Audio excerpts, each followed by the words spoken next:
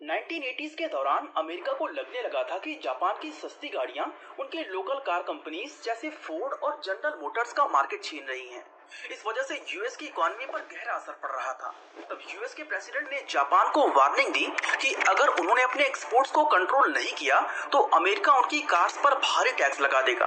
ये सुनकर जापान को मजबूरी में मानना पड़ा और एक ऐसा समझौता हुआ जिसे वीईआर यानी वॉलंटरी एक्सपोर्ट रिस्ट्रेंट कहा गया।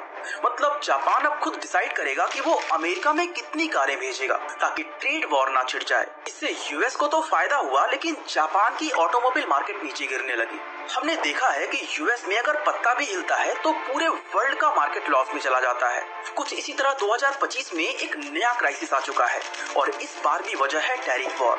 यूएसए की अमेरिका फर्स्ट पॉलिसी और दूसरे देशों पर हैवी इंपोर्ट टैक्स लगाने के डिसीजंस ने पूरी दुनिया को एक नए ट्रेड वॉर में डाल दिया है। देश आपस में टकरा रहे हैं, ग्लोबल ट्रेड पूरी तरह से हिल चुका है, महंगाई धीरे धीरे दस्तक दे रही है और नुकसान किसको हो रहा है? आपके और हमारे इन्वेस्टमेंट को। इतिहास ने बार बार ये दिखाया है कि जब भी बड़े देश अपने ट्रेड पॉलिसीज में कोई बड़ा बदलाव करते हैं तो ग्लोबल मार्केट में हलचल मच जाती है। 2025 का ये टैरिफ वॉर हमारी इकोनॉमी को कैसे इम्पैक्ट करेगा, उसको समझने से पहले आपको ये जानना जरूरी है कि अमेरिका ने ऐसे स्टेप्स पहले भी कई बार लिए हुए हैं। 2018 के आसपास यूएस के प्रेसिडेंट ने अमेरिका फर्स्ट पॉलिसी की शुरुआत की थी। उन्हें लगा कि चाइना उनके साथ अनफेयर तरीके से बिजनेस कर रहा है, जिससे यूएस का ट्रेड बैलेंस बिगड़ रहा है। बदले में उन्होंने चाइना के माल पर भारी टैरिफ लगा दिए। मतलब अब चाइना का माल अमेरिका में महंगा बिकने लगा। जवाब में चाइना ने भी यूएस के सोयाबीन और दूसरे एग्रीकल्चरल प्रोडक्ट्स पर भारी टैक्स लगा दिए। इसका नतीजा ये हुआ कि ग्लोबल स्टॉक मार्केट हिल गया।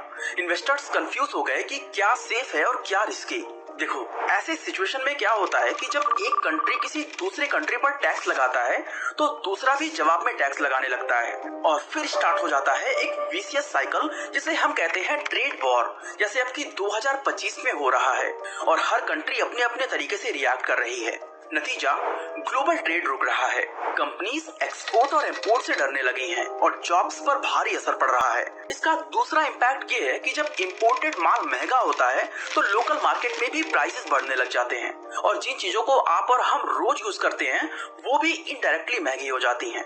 ऐसे में बड़ी कंपनीज अपने खर्च को कम करने लगती हैं और मजबूरन एम्प्लॉयज को फायर करना पड़ता है। वहीं इन्वेस्टर्स को लगता है कि अगर कंपनीज प्रॉफिट नहीं कमा पाएंगी तो फ्यूचर में रिटर्न्स भी नहीं आएंगे और वो अपना पैसा मार्केट से निकालना शुरू कर देते हैं। अब सोचो, जब मार्केट में अनसर्टेनिटी होती है, कंपनीज की अर्निंग्स गिर रही होती है, लोग जॉब्स लूज कर रहे होते हैं और इन्वेस्टर्स पैनिक में पैसा निकाल रहे होते हैं, तो सब एक ही चीज ढूंढ रहे होते हैं, एक बेटर इन्वेस्टमेंट ऑप्शन। और ऐसे टाइम में बॉन्ड एक ऐसी इन्वेस्टमेंट ऑप्शन बन जाती है जो लोगों को मार्केट के स्टॉक के बीच भी स्टेबिलिटी दे सकती है। मॉर्निंग स्टार की रिपोर्ट के अकॉर्डिंग 2008 से लेकर 2015 के बीच बॉन्ड, म्यूचुअल फंड्स और ईटीएफ में इन्वेस्टमेंट 50% से ज्यादा बढ़ गई थी। असल में 2020 तक मार्केट में हाई यील्ड और secured bond investment options available तो थे, बट रिटेल इन्वेस्टर्स के लिए नहीं, बल्कि केवल बड़े इंस्टीट्यूशनल इन्वेस्टर्स के लिए। मतलब 2020 के पहले अगर मैं और आप बॉन्ड में इन्वेस्ट करना चाहते तो ये लगभग नामुमकिन। उससे पहले बॉन्ड होता क्या है, पहले हम ये समझ लेते हैं। एक्चुअली बॉन्ड एक डेट इन्वेस्टमेंट ऑप्शन होता है। यहाँ आप किसी गवर्नमेंट कंपनी या किसी कॉर्पोरेट कंपनी को एक लिमिटेड टाइम पीरियड के लिए अपना पैसा उधार देते हैं और बदले में वो आपको इंटरेस्ट के साथ आपका पैसा वापस करते हैं। आपने बॉन्ड खरीदा, यानी किसी कंपनी को अपना पैसा उधार दे दिया, बदले में बॉन्ड इशूअर आपको तय समय तक हर साल इंटरेस्ट देता रहता है। एक सर्टेन टाइम पीरियड के बाद यानी मैच्योरिटी के बाद आपको आपका प्रिंसिपल अमाउंट वापस मिल जाता है। एंड ये जो आपको बॉन्ड्स पर इंटरेस्ट मिलता है, इसको कूपन रेट कहा जाता है। आपको बता दूं कि बॉन्ड्स मेनली दो तरह के होते हैं। पहला गवर्नमेंट बॉन्ड्स जो गवर्नमेंट द्वारा इशू किए जाते हैं, like sovereign gold bonds and treasury bonds. And second is corporate bonds जो बड़ी बड़ी कंपनीज इशू करती हैं अपनी स्कीम्स और प्रोजेक्ट के कैपिटल अरेंजमेंट के लिए। बता दूं कि गवर्नमेंट बॉन्ड्स को ज्यादा सिक्योर माना जाता है क्योंकि इन्हें डायरेक्ट हमारी भारत सरकार इशू करती है। सोचो, अगर आपने किसी प्राइवेट कंपनी को पैसा दिया है तो हो सकता है कि कंपनी बंद हो जाए या लॉस में चली जाए और आपका पैसा अटक जाए। लेकिन अगर आपने गवर्नमेंट को पैसा दिया है तो वो पैसा आपको वापस मिल ही जाता है क्योंकि सरकार के पास टैक्स कलेक्शन का पावर होता है। वो नोट छाप सकती है और उसके पास देश की पूरी इकोनॉमिक मशीनरी होती है। कुछ बॉन्ड्स ऐसे भी होते हैं जो टैक्स फ्री होते हैं। अगर आप इनकम टैक्स से बचना चाहते हैं तो इन बॉन्ड्स में इन्वेस्ट कर सकते हैं। टैक्स फ्री बॉन्ड्स को गवर्नमेंट बैक एंटिटीज इशू करती हैं, इसीलिए यहाँ सेफ्टी की हाई डिग्री होती है। इस तरह के बॉन्ड्स का इन्वेस्टमेंट पीरियड यूजुअली 10 से 20 साल का होता है। कुछ कंपनीज हैं जो इस तरह के बॉन्ड्स को इशू करती हैं, जैसे NHAI, IRFC, REC एंड हुडको। देखो, मैथमेटिकली देखें तो बॉन्ड्स में इन्वेस्ट करना एक अच्छा ऑप्शन माना जाता है, क्योंकि अगर एक इन्वेस्टर सिर्फ FD में इन्वेस्ट करता है तो उसका रियल रिटर्न काफी कम हो जाता है। एग्जाम्पल के तौर पर अगर एक FD 6% का एनुअल रिटर्न देती है और इन्फ्लेशन 5% है तो रियल रिटर्न सिर्फ 1% बचता है। अब आप कहोगे तो फिर स्टॉक मार्केट में क्यों ना इन्वेस्ट कर लें, लेकिन आपको बता दूं कि बॉन्ड इन्वेस्टमेंट आपसे फिक्स्ड रिटर्न का वादा करते हैं। जब स्टॉक मार्केट में उतार चढ़ाव आता है तब पैसा ग्रो करने के लिए बॉन्ड्स ही एक रिलायबल सोर्स बच जाते हैं। एक वेल डाइवर्सिफाइड पोर्टफोलियो में बॉन्ड्स का होना आपके रिस्क को बैलेंस करता है। अगर किसी इन्वेस्टर का पूरा पोर्टफोलियो सिर्फ स्टॉक मार्केट में है और मार्केट क्रैश कर रहा है तो उसका पूरा कैपिटल लॉस हो सकता है, लेकिन अगर बॉन्ड्स भी उसके पोर्टफोलियो का हिस्सा हो तो वो इन्वेस्टर मार्केट वोलेटिलिटी से बच सकता है। आपको बता दूं कि 2020 से पहले रिटेल इन्वेस्टर्स के लिए बॉन्ड में इन्वेस्ट करना काफी मुश्किल होता था, क्योंकि इसकी मिनिमम लिमिट लाखों में होती थी। जनरली कॉर्पोरेट बॉन्ड का मिनिमम टिकट साइज 10 लाख से लेकर 1 करोड़ तक हो सकता था, जो सिर्फ HNI यानी हाई नेटवर्थ इंडिविजुअल और इंस्टीट्यूशनल इन्वेस्टर्स ही खरीद पाते थे। वही गवर्नमेंट बॉन्ड्स की मिनिमम लिमिट 10,000 से 1 लाख तक होती थी। साथ ही रिटेल इन्वेस्टर्स को डायरेक्ट बॉन्ड परचेजिंग का एक्सेस भी नहीं होता था, मतलब हम लोग बॉन्ड में डायरेक्ट इन्वेस्ट नहीं कर सकते थे। हमें किसी बैंक या किसी ब्रोकर या फाइनेंशियल इंस्टीट्यूशन के थ्रू ही इन्वेस्ट करना पड़ता था एंड इस प्रोसेस में ट्रांसपेरेंसी नहीं होती थी और हिडन चार्जेस या ब्रोकरेज फीस भी ज्यादा लगती थी। पर 2021 में इंडियन गवर्नमेंट ने रिटेल इन्वेस्टर्स के लिए भी बॉन्ड में डायरेक्ट इन्वेस्ट करने के दरवाजे खोल दिए। इससे कई तरह के चेंजेस आए। नंबर 1, मिनिमम इन्वेस्टमेंट घट गई। जहां पहले कॉर्पोरेट बॉन्ड्स की लिमिट 10 लाख से ऊपर होती थी, अब 10,000 तक कम कर दी गई थी। नंबर 2, गवर्नमेंट बॉन्ड्स में अब आप सिर्फ 1,000 रुपए से भी इन्वेस्टमेंट स्टार्ट कर सकते थे।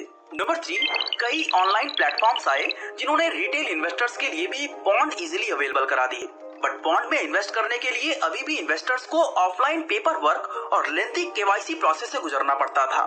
रिटेल इन्वेस्टर्स के लिए SEBI के इंस्ट्रक्शंस काफी स्ट्रिक्ट थे, जिसमें उनको प्रोफेशनल गाइडेंस की जरूरत पड़ती थी। एंड अगर किसी रिटेल इन्वेस्टर ने बॉन्ड खरीद भी लिया तो बॉन्ड्स को सेकेंडरी मार्केट में बेचना मुश्किल होता था। स्टॉक मार्केट की तरह बॉन्ड मार्केट में हम real time buying and selling नहीं कर सकते थे। इस वजह से बॉन्ड मार्केट में लिक्विडिटी का इशू होता था। पे बॉन्ड रेटिंग दी जाती है। आपको बता दूं कि बॉन्ड रेटिंग एक क्रेडिट स्कोर की तरह होती है, जो बॉन्ड इशूअर की रीपेमेंट एबिलिटी और फाइनेंशियल स्टेबिलिटी को दिखाती है। इन रेटिंग्स को क्रेडिट एजेंसी द्वारा दिया जाता है ताकि इन्वेस्टर्स को पता चल सके कि किस बॉन्ड में कितना रिस्क है। दुनिया भर की कुछ मेजर क्रेडिट एजेंसीज के नाम आप स्क्रीन पर देख रहे होंगे। अब आप इस चार्ट को देखो, इसमें AAA और AA रेटिंग वाले बॉन्ड अच्छे माने जाते हैं। BBB रेटिंग वाले बॉन्ड्स में रिस्क मीडियम होता है, वही BB और इससे नीचे रेटिंग वाले बॉन्ड्स जंक बॉन्ड्स होते हैं, जिनमें रिस्क भी हाई होता है और रिटर्न्स भी। अगर आप एक अच्छा इन्वेस्टमेंट चाहते हैं तो AAA या AA रेटेड बॉन्ड्स में इन्वेस्ट कर सकते हैं, और अगर ज्यादा रिटर्न चाहिए और रिस्क लेने को तैयार भी हो तो BBB एंड अबव कैटेगरी के बॉन्ड्स को देख सकते हो। 2021 में जब RBI ने अपने रूल्स में चेंज किया था, तब से RBI खुद RBI retail direct scheme launch करता है, जिसका रिजल्ट ये हुआ कि 2023 के लास्ट तक करीब 1.14 लाख से ज्यादा लोगों ने इस स्कीम में इन्वेस्ट कर दिया था। आपको बता दूं कि 2021 में जब रेस्ट्रिक्शंस हटे तो कॉर्पोरेट बॉन्ड मार्केट का साइज भी बस 2 साल में ही एक्सप्लोड कर गया। 2017-18 में इस मार्केट का साइज था अराउंड 18 लाख करोड़ का, बट 2023 में इस मार्केट का साइज हो गया 44 लाख करोड़ से भी ज्यादा, यानी बस 4 साल में ही 2.5x। तो कुल मिलाकर 2020 से पहले रिटेल इन्वेस्टर्स ज्यादातर FD, स्टॉक मार्केट या SIP में इन्वेस्ट करते थे, बट अब एजुकेटेड लोगों ने भी बॉन्ड्स में इन्वेस्ट करना शुरू कर दिया है। आई होप अब आपको बॉन्ड इन्वेस्टमेंट के बारे में सब कुछ क्लियर समझ में आ गया होगा।